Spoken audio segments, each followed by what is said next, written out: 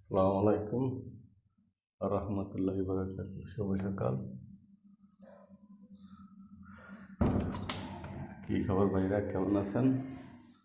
আজকে 2 দিনই খুব অসুস্থ, কোনো কাজে যাইতে পারি না। এখন অসুস্থ শরীর লেগে আমার কবুতরের খামারটা দেখতে যাইতেছি, দেখি তারা কি করে, সাথে আপনাদের দেখানোর চিন্তা করছি।